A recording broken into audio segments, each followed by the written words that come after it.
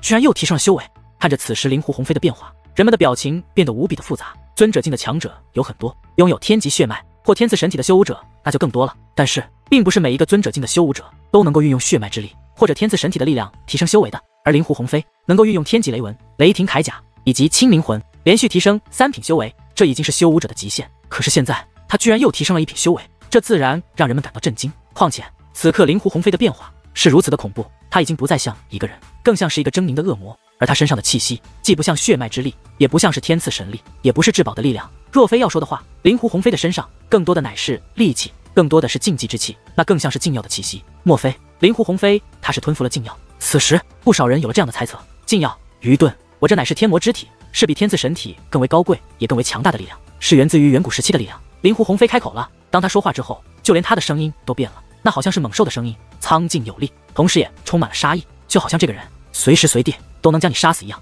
天魔之体，怎么从来没有听闻过这种力量？不过对于灵狐鸿飞的解释，人们更多的却是茫然以及无法理解。无论是血脉之力或是天赐神体，那都是神圣的力量，因为无论拥有血脉之力或者天赐神体，并不代表一定就很强，到底能发挥出多少力量，其实是看修武者自身的实力的。所以这种力量会得到人们的认可，这也是为何人们认为楚风和灵狐鸿飞，包括楚灵溪他们都是妖孽级天才的原因，因为他们提升修为的手段都是凭借自身的血脉之力，哪怕是依靠至宝，那等至宝也不是任何人都能征服的。但禁药则不同，禁药每个人都可以服用，并且只要服用了，修为就会增进，所以吞服禁药是会被人看不起的。这是一种狗急跳墙的修为，是被逼无奈没有办法了才会使用的修为，这与自身修为无关，这与自身天赋无关，只要有禁药，每个人都可以吞服，最多是吞服之后的反噬有所差别而已。而眼下灵狐鸿飞身上所散发的气息便是这种感觉，尽管他看上去很恐怖，尽管他也的确是增强了，甚至增强了足1品修为，可是他说他此时的天魔之体是比天赐神体要高贵的力量，人们则是不敢苟同。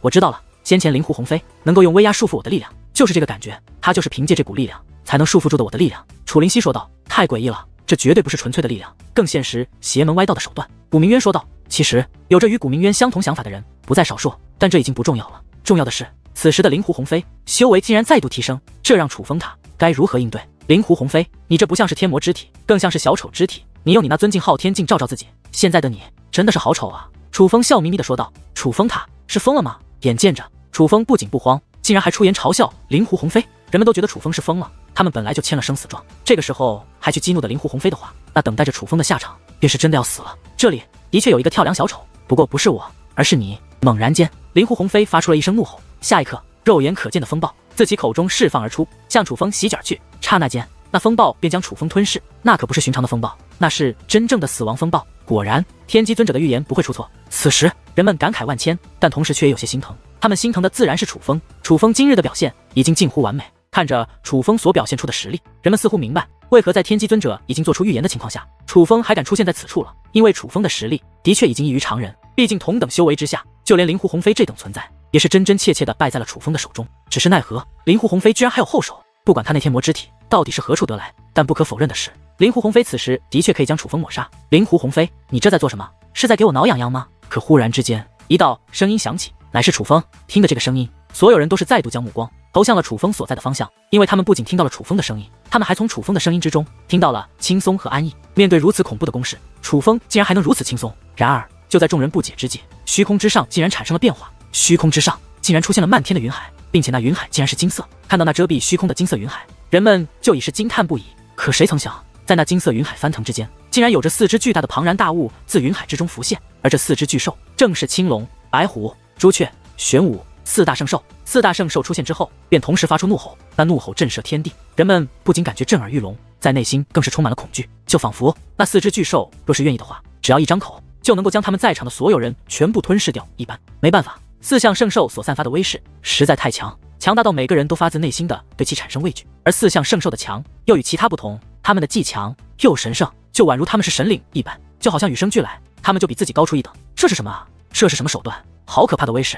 看着虚空上的一幕，众人惊呼连连，是天赐神力。就在此时，一道声音响起，而说这句话的人乃是梁丘大师。而听到这句话之后，所有人都感觉神经一紧，就感觉自己的脑袋都随之炸裂一般。什么天赐神力？我的天啊，这竟然是天赐神力！我长这么大还从来没有见过如此威势的天赐神力。梁丘大师毕竟在祖武星域也是有着极高威望的人，所以当他说出这句话之后，人们并没有太多怀疑天赐神力。只是听得此话，古明渊和楚灵溪母女2个却是脸色大变，并且下意识的还互相观望了一眼。这一对视，他们发现，在他们的眼中流动着相同的情绪。当梁秋大师说出天赐神力的那一刻，他们就已经明白了什么。牛鼻子老道似乎并没有说谎，他好像真的掌握着那样的手段，否则楚风他怎么可能拥有天赐神力？毕竟他是天级血脉啊！这是谁的天赐神力？是楚风吗？但不可能啊！他明明是天级血脉，身为天级血脉的人，怎么可能拥有天赐神力？这种事情简直闻所未闻，人们则是感觉难以置信，甚至觉得不可能。还有人去四下打量，想要看一看是不是这里隐藏着哪位高人，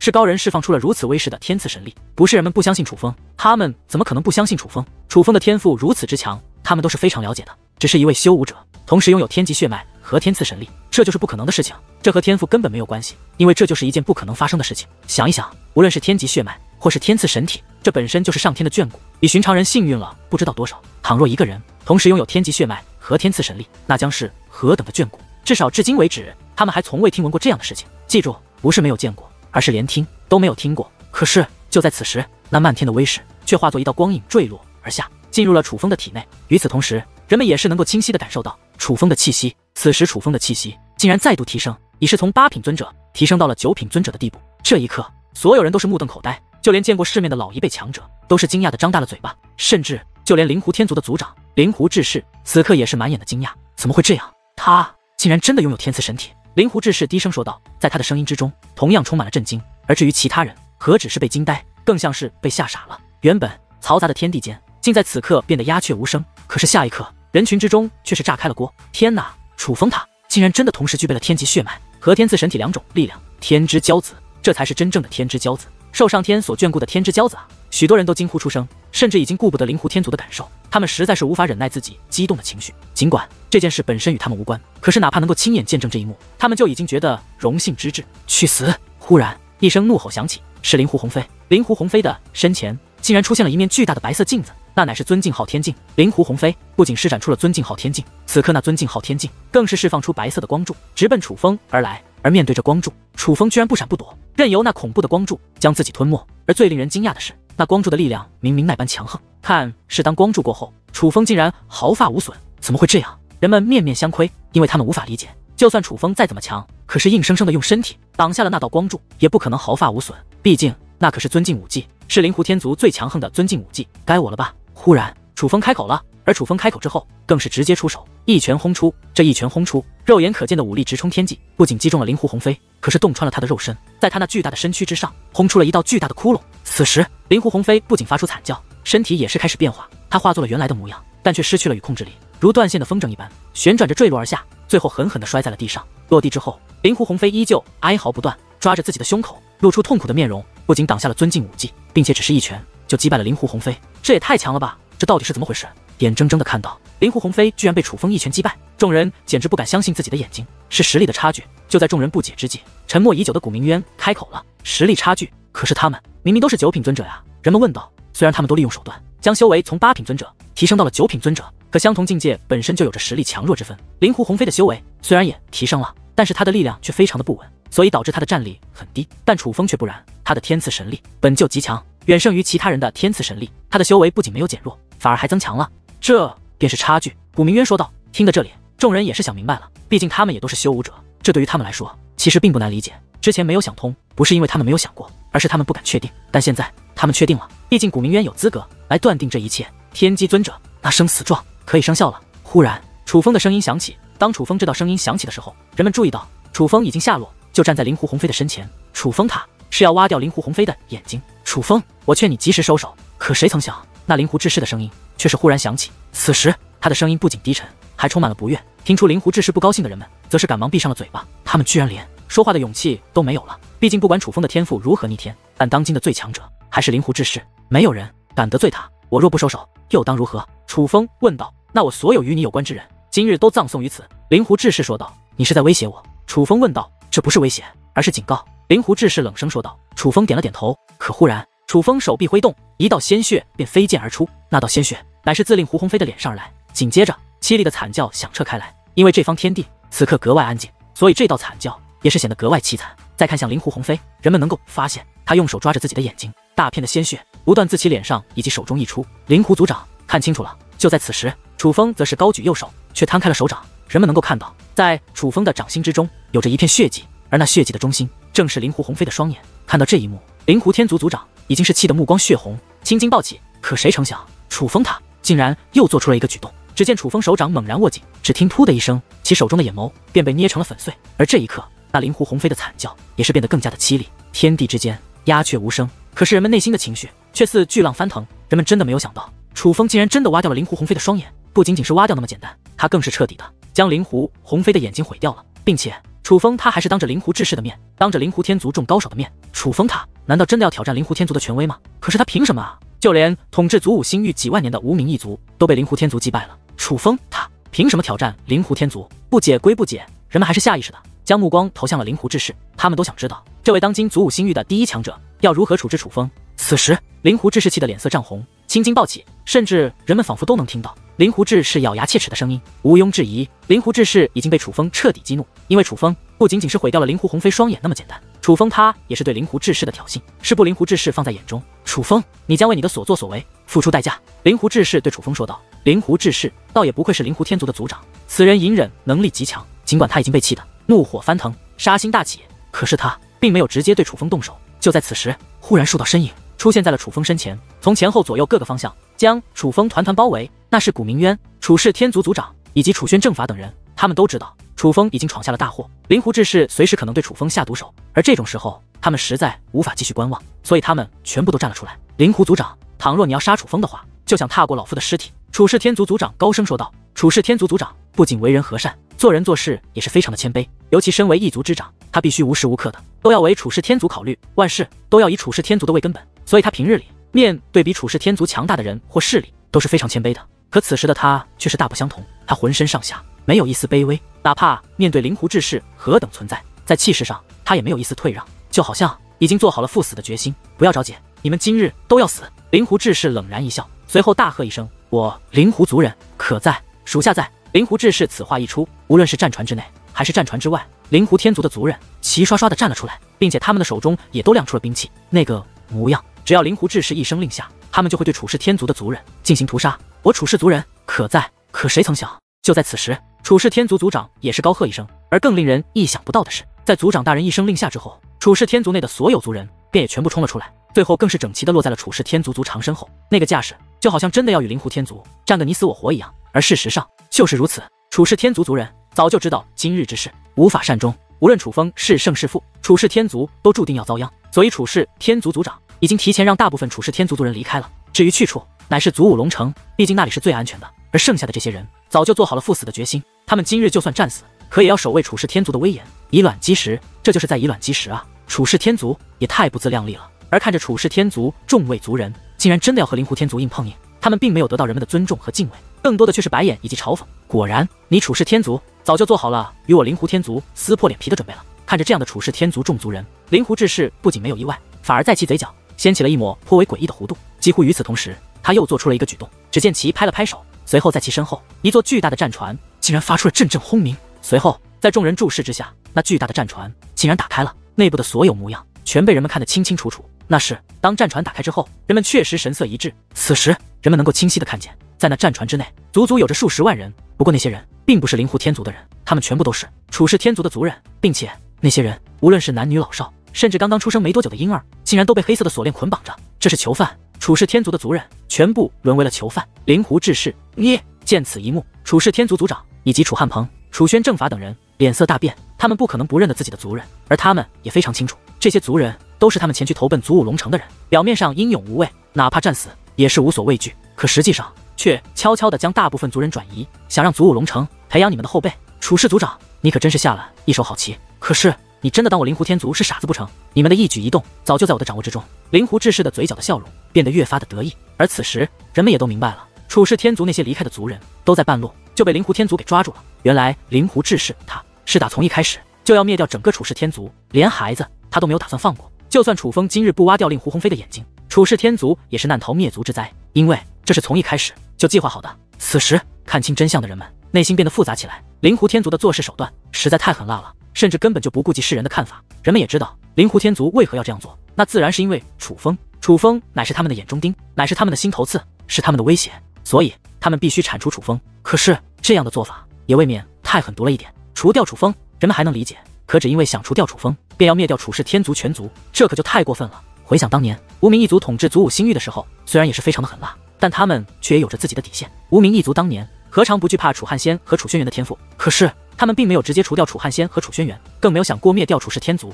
灵狐志士，你卑鄙至极！你这种人不配做祖武星域的霸主，你不配！猛然间，楚轩正法发出了一声怒吼，紧接着楚氏天族的许多人都开始咒骂祖武星域。可是他们的咒骂却显得如此的无力，甚至灵狐天族的族人根本就不生气，他们就像看待跳梁小丑一样，看着楚氏天族的众位族人。他们知道楚氏天族根本无法与他们抗衡，从力量上来看，差距实在太过悬殊，所以楚氏天族的族人便只能用言语攻击灵狐天族。可是这样的反抗却是如此的无力。灵狐族长，你不要忘记，灵狐鸿飞他还在这里，所以你是不想让他活了，是吗？就在此时，古明渊开口了，而当他开口的同时，他也是将原本躺在地上的灵狐鸿飞抓在了手中，用手掌狠狠地捏着灵狐鸿飞的脖子，将其给提了起来。对啊，灵狐鸿飞还在古明渊他们手中，有了这样一个人质，灵狐天族还敢动手吗？见此情形，人们也是恍然大悟，毕竟人们都知道灵狐鸿飞对灵狐天族的重要性，在灵狐天族眼中，楚氏天族所有族人的命也没有灵狐鸿飞一个人的命值钱，所以倘若楚氏天族把握好灵狐鸿飞这个人质的话，他们今日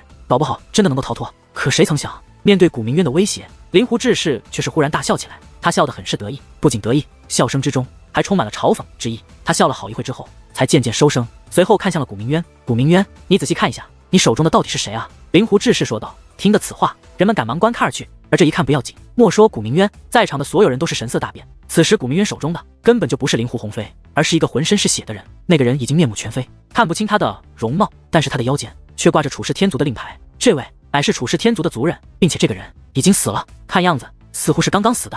怎么会这样？此时所有人都是满眼的不知所措。明明楚风在刚刚不久前才重创灵狐鸿飞，灵狐鸿飞他就一直躺在那里哀嚎着，就连古明渊抓起他的时候，灵狐鸿飞也没有变化，怎么忽然间就换成了楚氏天族的族人了？楚风，你一定会付出代价！就在此时，一道咬牙切齿、充满杀意的声音忽然响起，人们看到灵狐志士的身后走得出了一道身影，那句话正是出自这个人，而这个人他竟然是灵狐鸿飞。只不过此时的灵狐鸿飞比之先前已是有些不同，已经换上了一个没有血迹的衣衫，就连他身上的伤痕也不见了。可是他的眼睛却蒙着纱布，而在那白色的纱布上还能看到2道血迹，这说明灵狐鸿飞他还是被楚风重创了，就连眼睛也依旧是瞎的，偷梁换柱。看到此刻的灵狐鸿飞，人们终于明白了，灵狐天族在所有人的眼皮底下将身负重创的灵狐鸿飞给救走了，并且还在灵狐志士与楚氏天族对话的时候，对灵狐鸿飞的伤势进行了处理。不过这也让人们意识到，灵狐鸿飞的眼伤似乎很不简单，毕竟疗伤之后的灵狐鸿飞，他的眼睛还是负伤状态，他怕是真的已经失明了。古明渊，枉你失至尊敬，居然在你眼皮底下将人换了，你都没有发现，居然还拿楚氏天族的一个死人来威胁我。古明渊，你可真是让我失望的很啊！灵狐志士讽刺的开口了。果不其然，灵狐鸿飞就是在刚刚被他们换走的，难怪他们会如此的有恃无恐。灵狐志士，你以为你们赢定了？你可莫要高兴得太早。古明渊说话间，手掌一翻，足足10颗药丸出现在了古明渊的掌心之中，而无一例外，那10颗药丸全部都是禁药，并且是力量极强的禁药。这些禁药每一颗的反噬之力都是极为恐怖的，若是将这10颗禁药全部吞噬，那么古明渊必死无疑，谁都救不了他。当看到那10颗禁药之后，所有人便都知道古明渊他是要以命相搏了。母亲，此时楚灵溪就站在古明渊的身旁，他的眼中已经泛起了泪花。他也知道自己的母亲要做什么，可是他却无力阻止，毕竟今日横竖都是死，奋力一搏还有与死网破的机会，可若是束手就擒，那就真的只能等死了。道理他都懂，可是那毕竟是他的母亲，眼睁睁地看着自己的母亲要赴死而战，他还是无法忍受内心的悲痛。吃吧，也让我看看你这些禁药的力量究竟如何。灵狐志士说道。他根本就没有打算阻止古明渊，哪怕明知道古明渊想要鱼死网破，可他却仍然没有将古明渊放在眼中。满足你！古明渊的眼中涌现出了决意，随后抬手将手中的禁药吞入口中。可是就在古明渊刚刚抬手的时候，却有一只手拦住了他。是楚风。楚风，不用劝了，这个时候我只能如此了。古明渊对楚风说道。前辈，我都明白，但其实根本不必如此。楚风说道。不必如此。楚风此话一出，不仅古明渊一脸不解，就连在场的其他人其实也都是一脸不解。可就在众人不解之际，楚风还做出了另外一个举动，这个举动更为惊人。楚风将目光投向灵狐天族的那些人，他的目光竟然将灵狐天族在场的所有人全都看了一遍。做完这个举动之后，楚风终于开口了。丑话说在前头，现在离开的还有商量的余地，但倘若继续留下来，那便是真的要与我楚氏天族为敌了。对于敌人，我楚风可从不手软。楚风此话一出，天地之间一片寂静。虽然天地之间寂静了，但是人们的内心可是无法平静。此时就像是无数道雷霆同时在众人耳边炸响一样，人们都感觉自己的耳朵好像坏了，因为他们无法相信自己先前听到的话。就在刚刚，楚风好像对灵狐天族说出了充满威胁性的话。可是楚风他凭什么啊？忽然，如巨浪一般的笑声冲天起，震耳欲聋。灵狐天族的所有族人都在仰天大笑，笑得那叫一个开心。而对于他们这样的笑声，人们却也能够理解。楚风的言论就像是一只小白兔对狼群说他要吃掉群狼一样，的确就像是笑话一样。楚风，你可真是会开玩笑啊！怎么？难道你是在缓解你紧张的情绪吗？灵狐志士讽刺地说道。然而，对于灵狐志士嘲讽的话语，楚风却好像没有听到一样。面对灵狐天族族人嘲讽的笑声，楚风也是面色不改，不仅丝毫不受对方影响，反而是再度开口。看来是没有人准备离开了。既然如此，那便都死在这里吧。楚风的话虽然说得很辣，可在灵狐天族的眼中，这却依旧只是一个笑话。他们根本就没有将楚风的话放在心上。楚风，你自行挖掉双眼，我可以考虑留你一具全尸。灵狐志士说道。然而，对于灵狐志士这句话，楚风却像是没有听到一样，而是对其说道：灵狐族长，请你记住，今日你灵狐天族族人之死，乃是拜你所赐。看着这样的楚风，人们都觉得楚风疯了。他们觉得楚风简直就是在胡言乱语。这楚风疯了吧？他到底在说什么胡话呢？疯了，一定是疯了。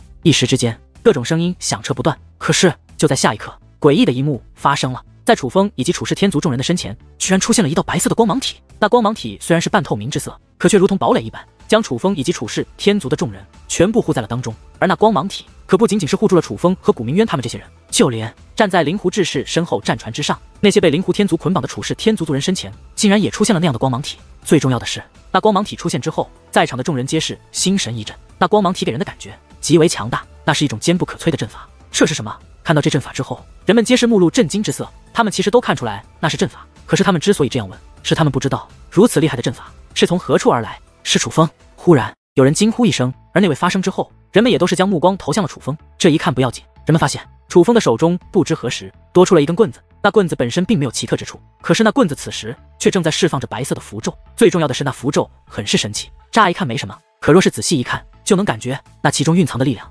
简直深不可测。这白色的守护阵法是那棍子释放的吗？那是何等至宝，竟然能够释放出如此强大的阵法！居然就连那些被灵狐天族捆绑的人也被这阵法所庇护，这简直就是随心所欲的催动。猛然间，天上地下的人海之中顿时就炸开了锅，人们都无法淡定了，因为他们长这么大都没见过如此厉害的至宝。此时人们似乎终于明白为何明知道今日是一个死局，楚风还敢来了。他们也明白楚风刚刚说的并非胡话，因为楚风的手中的确有着这样一个王牌，他不仅能够保护自己安然，怕是楚氏天族的所有人都能够安然。人们之所以会这样觉得，正是因为他们能够感受到那阵法的强横。楚风，你真的以为只凭借这个阵法你就能守护得住他们？然而在众人因那阵法而感到震惊之际，灵狐志士却是冷声开口，他的声音之中依旧充斥着轻蔑。哪怕那阵法如此强横，可灵狐志士却依旧没有放在眼中。灵狐族长，我这阵法的力量究竟如何？不如你亲自感受一下吧，可好？楚风说道。我若出手，你们都要死。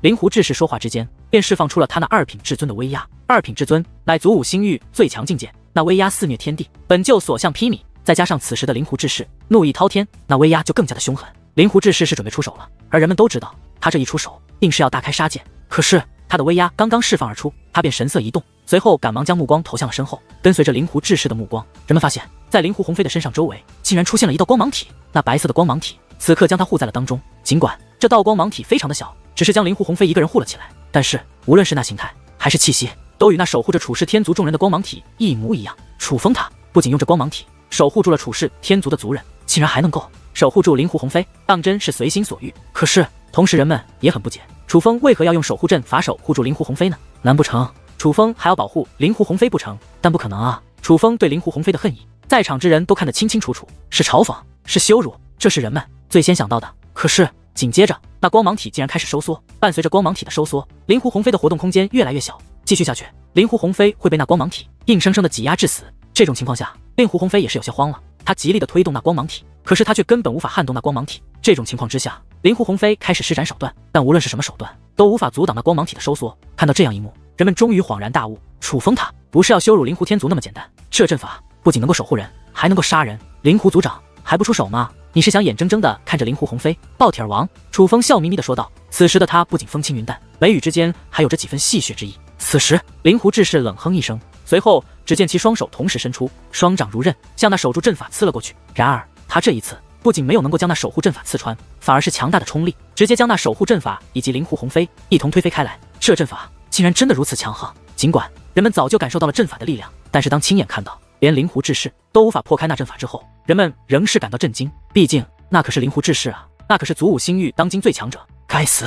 此时，灵狐志士开始运用各种手段，想要破开那守护阵法，可是没有用处。无论他用兵刃也好，还是施展武技也好，都是没有任何用处。那守护阵法坚不可摧，灵狐志士根本无法将这守护阵法摧毁，甚至连这守护阵法的一丝一毫都无法损坏，只能眼睁睁地看着灵狐鸿飞被那守护阵法挤压得痛苦不堪，惨叫连连。而他身为祖武星域的最强者，却是无能为力。不是他不想救令狐鸿飞，而是他根本就没有这个能力。看着这样一幕，众人的内心是震撼的。只凭借一个至宝，就能让祖武星域的最强者无能为力。人们都想知道这个至宝是从何而来，所以人们都将目光投向了楚风。不仅是外人，就连楚灵溪、古明渊、楚氏天族族长等人也都将目光投向了楚风，眼中涌现出渴望之色。他们也都很想知道这至宝楚风是从何而来。实际上，莫说旁人内心震撼，就连楚风的内心也是震撼不已。楚风虽然早就感受到了这阵法的强大，但却没有想到强大到了这种地步。如灵狐志士这种存在，在这阵法面前竟是如此的弱小，这让楚风想起了牛鼻子老道所说的那段话。也许祖武星域真的很弱，弱到了什么程度？不仅仅被圣光天河的其他星域认定为是垃圾，并且还是垃圾中的垃圾，否则怎么可能只是人家的一件至宝，就足以整个祖武星域的人都难以抗衡？楚风，你快给我住手，否则我定要灭你楚氏天族满门！猛然间，刺耳的咆哮声在天地之间炸响，那是灵狐志士的声音，而伴随这声咆哮而来的，还有那冰冷刺骨、覆盖天地的磅礴的杀意，并且灵狐志士此时看向楚风的那个目光，更是恐怖异常。莫说楚氏天族族人被吓得不敢与其对视，就连围观之人看到这个目光，也是内心一紧，感到惊恐。可是被这道目光所凝视的楚风，竟然是面色不改。楚风知道灵狐志士为何会忽然这般，因为他已经被逼到了绝境，因为那灵狐鸿飞就快要被楚风的阵法活活的挤压致死，但这灵狐志士却依旧束手无策。灵狐族长，你说这话就没有意思了吧？毕竟你从一开始就没有打算放过我楚氏天族，与其说这种话蠢话，还不如赶快想想办法救救那灵狐鸿飞吧，不然他可真的要死了。楚风说完此话，将目光投向了灵狐鸿飞。听闻此话，所有人都是下意识的将目光投向了灵狐鸿飞，就连那灵狐志士也不例外。可是就在人们看向那灵狐鸿飞的一刻，竟是一声闷响传来，伴随着闷响传来，还有四散的白色光芒以及鲜红色的血液，而这一切都源自灵狐鸿飞。此一时，所有人都愣住了，他们简直不敢相信自己看到的，毕竟那可是灵狐鸿飞啊，那可是祖武星域的最强天才，是灵狐天族的未来族长。但是灵狐鸿飞他居然就这样死了，并且灵狐鸿飞的死法也实在太过屈辱了，乃是被那守护阵法硬生生的压迫致死，哪怕楚风亲手将其斩杀，也比他这样死去要体面得多。楚风，我要你命！短暂的沉默过后，无比愤怒的咆哮再度炸响。当这道怒喝炸响之时，这方天地不仅剧烈颤抖，就连虚空都是被震成了粉碎。所有人都能感受得到灵狐志士此刻的杀意，他是真的要大开杀戒了。然而面对灵狐志士的威胁，楚风的嘴角却是露出了嘲弄的弧度，就像是先前灵狐天族的族人嘲笑他一样，要我的命，我怕你是自身难保吧。当楚风声音响起之后，所有人的目光都涌现出了极大的变化，就连那杀意冲天的灵狐志士也不意外。人们能够看到，此时灵狐天族的所有人身上都出现了那守护阵法，就连灵狐志士也不例外。这一刻，无尽的恐慌在那灵狐天族所有族人的身上蔓延开来。当他们亲眼目睹灵狐鸿飞死于那阵法之下后，已经非常清楚这阵法的恐怖。可就是这种情况下，那恐怖的阵法竟将他们每一个人都封锁住，这在他们看来，那已经不是简单的阵法，而是索命的阵法。不仅仅灵狐鸿飞要死，灵狐天族的所有人都要死。此时人们内心复杂至极，本来今日来此是做见证的，要见证的是楚风如何死，要见证的是灵狐鸿飞如何真正的夺回属于他的祖武星域最强小辈的称号，要见证的更是灵狐天族这位祖武星域新一代霸主的强横。可人们没有想到，到头来他们也真的是见证了一件事，只不过他们见证的却是灵狐鸿飞的死，并且即将见证灵狐天族的灭亡。那是什么声音？天哪，那不是！然而就在人们觉得灵狐天族将要灭亡的时候，阵阵碎裂的声音却是不断传来。定目一望，在场的所有人都是脸色大变，就连楚风也不例外。他们惊愕地发现，那强大的守护阵法正在碎裂，不仅仅是那些困住灵狐天族族人的阵法在碎裂，那些在守护楚风以及楚氏天族众族人的阵法也同样在碎裂。怎么会这样？此时古明渊等人都是将目光投向了楚风，他们都很想知道为何好端端的那守护阵法会忽然破裂。可实际上就连楚风自己也不知道是为什么，就好像他正在失去对那阵法的掌控一般。这种情况下，楚风想用那阵法去杀灵狐天族的族人已经做不到，无奈之下，他只得将那些仍被困在灵狐天族战船内的楚氏天族族人通过阵法残余的力量将他们全部转移到自己这一边。而眼下既然无法继续用这守护阵法的力量去抹杀灵狐天族的族人，楚风便只能尽力维持这阵法的力量，让这阵法勉强维持，使得他们能够继续得到阵法的保护。可突然之间，一声碎裂的声音忽然传来，是那灵狐志士，是灵狐志士，他一拳轰出，直接便将那笼罩着自己的守护阵法轰成了粉碎。尽管那完整的阵法灵狐志士根本无法抗衡，可是这已经碎裂的阵法在灵狐志士的面前却是不堪一击。完了，楚风这守护阵法似乎使用时间到了，这一下楚风他可要惨了。见此一幕，众人神色变得复杂起来，因为今日的一切实在是太过难以预料。当他们觉得楚风注定要死的时候，楚风竟然释放出守护阵法。凭借着强力的守护阵法，楚风不仅当着灵狐志士的面将灵狐鸿飞硬生生的挤压致死，甚至差一点就将整个灵狐天族毁灭。然而，就当所有人都觉得楚风能够凭借着守护阵法将灵狐天族毁掉的时候，那守护阵法竟然又开始碎裂。而没有了守护阵法的楚风，又该拿什么来和灵狐志士斗？他根本就无法与灵狐志士抗衡。现在来看，落入绝地的不再是灵狐天族，反而是楚风以及楚氏天族。楚风的阵法要完了，你们快看，他手中那根棍子！此时，人们都将目光投向了楚风手中的那根棍子之上，而人们能够看到，原本释放出淡淡光芒以及奇异符咒的棍子，此刻光芒正在消散，那奇异的符咒也在随之变得暗淡，就好像那棍子内强大的力量正在消失一般。这个时候，别与我开这种玩笑啊！看着棍子的变化，楚风的内心正在咆哮着。此时，楚风比任何人都紧张，尽管他用尽全力想要维持那阵法的力量，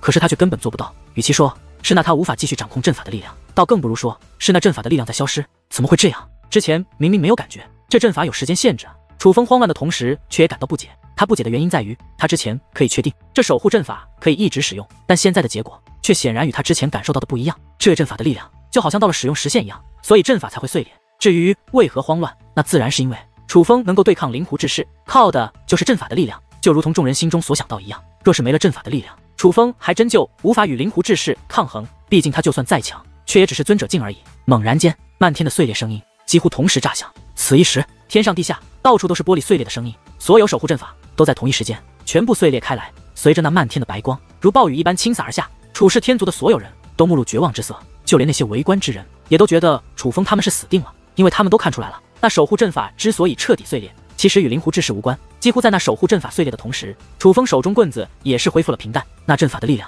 已经彻底消失，楚风这最强的王牌已经消失。完了，这下完了！那些不希望楚风死的人都是面如死灰，因为不管先前形势如何，楚风都是面色不改。但此时，人们却在楚风的脸上看到了慌乱，这让他们明白，楚风已经被逼到了绝境，否则楚风不会如此。楚风，我要将你碎尸万段！猛然间，愤怒的咆哮响彻开来。灵狐志士的威压再度肆虐天地，不仅是威压，最令人恐惧的乃是他那冰冷的杀意。短时之间内，这已是灵狐志士发出的第3次怒吼，无论是威压还是杀意都很浓烈，但唯有这一次最令人恐惧。毕竟先前灵狐志士在愤怒，却都有守护阵法守护，使得灵狐志士拿楚风没有办法。那个时候，灵狐志士的咆哮更多是乃是无奈，是不甘心，是无能为力的宣泄。可是现在则是不然，现在的他则是能够将楚风等人全部抹杀的。毕竟人们都知道，就算古明渊吞掉那些禁药，也应该无法与灵狐志士抗衡。但尽管知道无法抗衡，可古明渊还是再度取出了那些禁药。就算明知要死，但这种无路可走的情况下，他还是要选择最后一搏。可谁曾想，就在这种危难关头，原本已经眉头紧锁、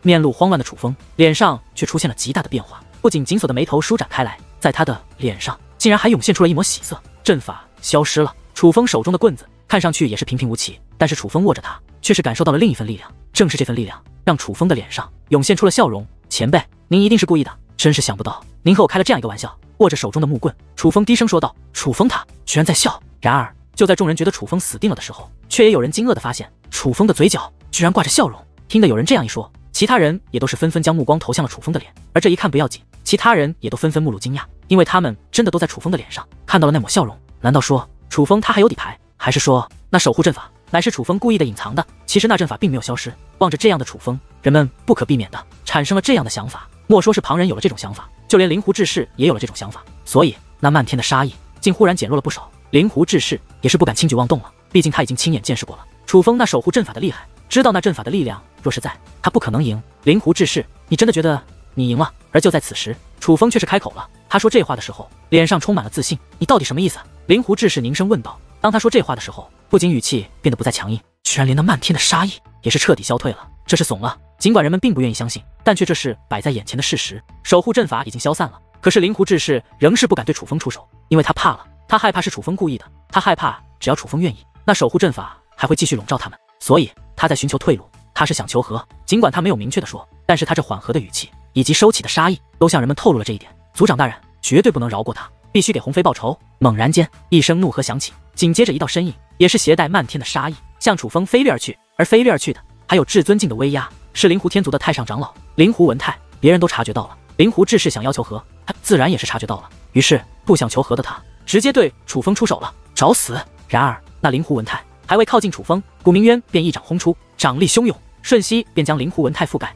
闷响传来，鲜血四溅，那灵狐文泰的身躯竟被轰成了粉碎。古明渊的真实修为虽是1品至尊，可他却凭借血脉之力将修为提升到了2品至尊，所以灵狐文泰在他面前根本就不堪一击。先前古明渊出手还有手下留情，所以只是将其打伤，但是这一次古明渊却不再手下留情，面对孤身而来的灵狐文泰，古明渊直接将其抹杀，眼睁睁地看着灵狐文泰就这样被古明渊所杀。莫说灵狐天族的族人心痛不已，就连那些围观之人也是感到心痛。至尊境高手，对整个祖武星域都是如此稀少，每缺少一个，那可都是祖武星域的损失啊！可谁成想，当那灵狐文泰死后，灵狐志士却是忽然大笑起来。明明灵狐文泰的死本是一件悲伤的事情，可他的脸上不仅没有悲伤，反而尽是喜悦，这让人们感到不知所措。搞了半天，你那阵法的力量已经消失，是在这里故弄玄虚。灵狐志士说道。听得此话，众人才恍然明白他为何忽然大笑了。搞了半天，他是通过灵狐文泰的死试探出了楚风那守护阵法的力量已经消失。的确，若是那守护阵法的力量没有消失，楚风为何不释放出守护阵法，反而还要古明渊出手保护他？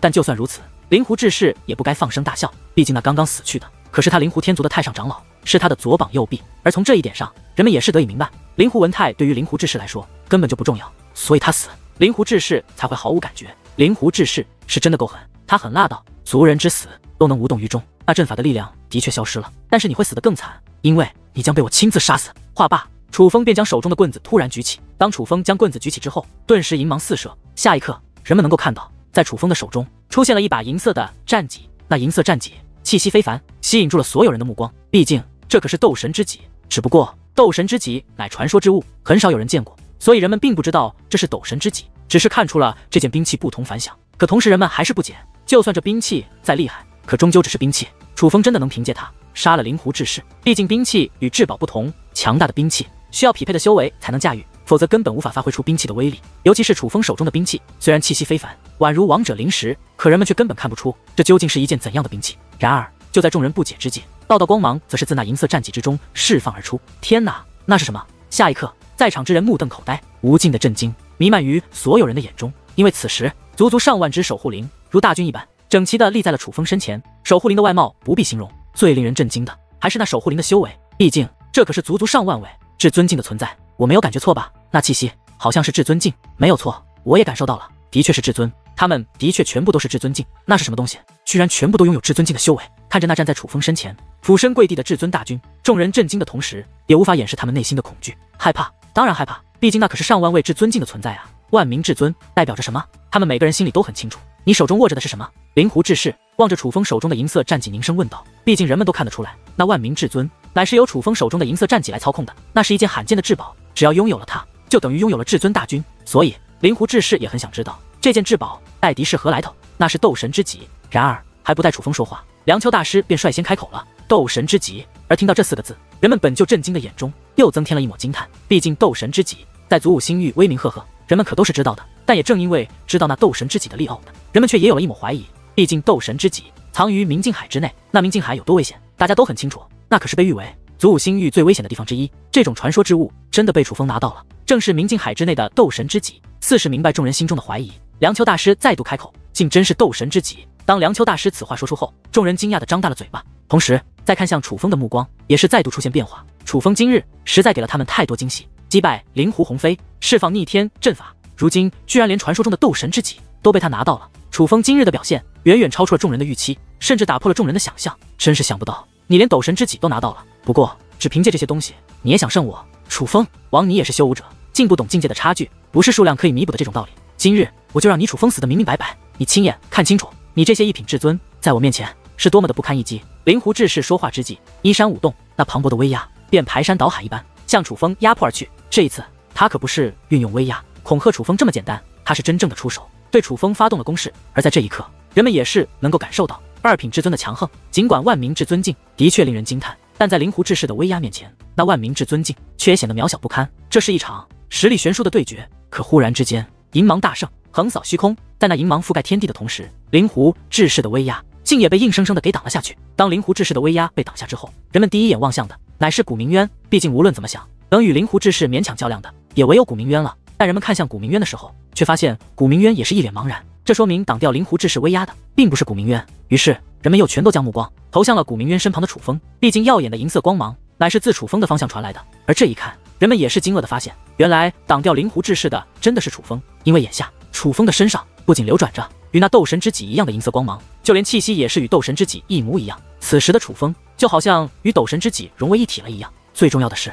眼下楚风所散发的威压乃是二品至尊，你还并不了解斗神之戟真正的力量。不过也不怪你，他的力量只有握住他的时候，你才能感受得到。楚风对灵狐志士说道。楚风说的是实话，当初楚风见牛鼻子老道握住斗神之戟的时候，他也与其他人想的一样，也觉得斗神之戟的力量可能就是那上万之至尊境的守护灵。但是当斗神之戟握在手中之后，楚风才知道斗神之戟到底有多强。尽管此时斗神之戟赋予楚风的力量是二品至尊，但楚风却能感受到这根本不是斗神之戟真正的力量，只不过那真正的力量自己无法驾驭罢了。就好像斗神之戟之前对所说的一样，楚风只是初步得到了斗神之戟的认可，所以他根本无法彻底掌握斗神之戟的力量。但哪怕只是二品至尊，在楚风看来却也是足够了。楚风，我们一起对付他。古明渊说话间便准备吃掉手中的禁药，准备放手一搏。然而他还未来得及将那禁药送入口中，那禁药便全部碎裂开来，那禁药全都被摧毁了。楚风，你在做什么？这一刻，古明渊将目光看向了身旁的楚风，因为他知道毁掉其手中禁药的正是楚风。可要知道，那禁药乃是他们的希望，现在楚风将那禁药毁灭，便等于断送了他们的希望。所以此时的古明渊有些生气，他不理解楚风为何要这样做。然而看出古明渊生气的楚风不仅没有慌张，反而是淡淡一笑。前辈，对付他还不用您出手，您先休息一下，这位灵狐族长就交给我吧。话罢，楚风便将目光投向了灵狐志士道，我说了，我要亲手将你杀死。然而对于楚风此话，那灵狐志士则是讽刺的一笑，旋即说道，二品至尊也有强弱之分，依仗一剑兵刃而获得的力量与古明渊通过血脉之力获得的力量并无本质的区别。楚风，既然你如此的不知死活，我就让你亲身感受一下二品至尊真正的力量。然而灵狐志士此话刚刚说完，灵狐志士便神色大变，他惊愕地发现楚风已然消失不见，而楚风再度出现之时，已是来到了灵狐志士身前，并且楚风手中的斗神之戟已是划破虚空，对着灵狐志士横扫而去，一击即中，灵狐志士倒飞而去。一切来得太快，人们根本看不清具体的过程，而当人们看清的时候，他们便发现楚风站在灵狐志士先前的位置，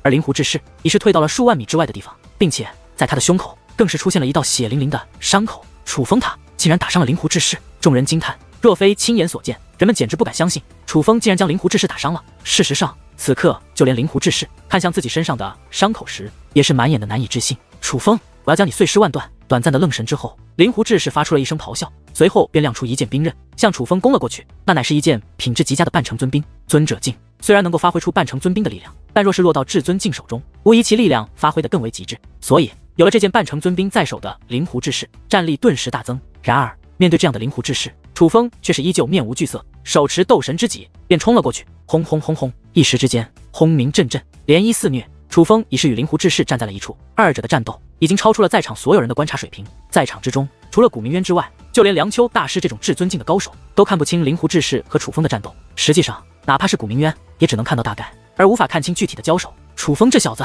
好厉害！可是哪怕只是看得大概，古明渊却也是忍不住夸赞起楚风，因为他还是看得出来楚风占据了优势。这场战斗一直是楚风在压着灵狐志士打，斗神之戟赋予楚风力量绝对不假，但楚风之所以能够取得如此优势，却也离不开楚风的战斗技巧。古明渊甚至觉得楚风根本就没有用尽全力，他面对灵狐志士这一位当今祖武星域最强者，全战得得心应手，这让古明渊觉得只要给予楚风足够的修为，这个家伙怕是面对任何人都能取得优势。灵狐天族，你们也该付出代价了。就在此时，古明渊忽然将目光投向了灵狐天族的那些族人。古明渊，你要做什么？见此一幕，灵狐天族的太上长老赶忙站在了灵狐天族身前。你们今日来此是想抹杀我们，现在居然问我想要做什么？既然你们这么想知道，那我也不妨告诉你们，我古明渊今日就要对你灵狐天族大开杀戒。话罢，古明渊身形一纵，便向灵狐天族的大军杀了过去。在血脉之力帮助之下，古明渊的修为乃是二品至尊，这样的他简直就像是一只猛兽进入了羊群。莫说是灵狐天族的那些小辈，就连那些太上长老也是形同虚弱。古明渊他刚刚动身，便惨叫连连，大片的鲜血如雨一般倾洒而下，不过是眨眼的功夫，便有数千人丧命于古明渊的手中。可要知道，古明渊他并没有释放威压，更没有施展武技，他是完完全全凭借手中的兵刃去斩杀那些灵狐天族族人，并且还是一刀一个的去斩杀。可就算是这样，他却也能够在短时间之内就对灵狐天族造成大片的杀伤。一时之间哀嚎阵阵，灵狐天族的族人开始四下逃窜，然而根本没有用处。对于古明渊来说，他们连羊群都谈不上，准确来说更像是一堆水果蔬菜，而古明渊斩杀他们甚至比砍瓜切菜还要容易。此时人们已经没有心情去观察楚风与灵狐志士的战圈，反而都是将目光投向了灵狐天族族人所在的方向，看着那漫天的血雨不断倾洒而下。再想到那乃是灵狐天族族人的血，许多人都是不寒而栗。屠杀，这是真正的屠杀。古明渊没有丝毫手下留情，正在屠杀灵狐天族的族人。古明渊，你给我住手！见此一幕，灵狐志士也是发出了愤怒的咆哮。古明渊太强了，他若不出手阻拦的话，以古明渊的势力，顷刻之间就能将他灵狐天族的这些族人全部屠杀殆尽。可是偏偏他被楚风牵制住了，根本就没有办法去解救自己的族人，只能眼睁睁地看着古明渊将他灵狐天族的族人一个个的全部斩杀，还不出手吗？想看热闹到什么时候？猛然间，灵狐志士再度发出了一声怒吼。只是当他那声怒吼响起之后，所有人都感觉到了不对劲，因为他那道怒吼不仅仅是怒吼，更像是对某个人说的话。可是那句话显然不是对在场之人所说的。而就在众人心有疑虑之际，一道诡异的笑声也是随之响起。结，灵狐天族还真是没用啊！明明已经帮你们除掉了无名一族，结果连祖武星域的这群废物也都收拾不了吗？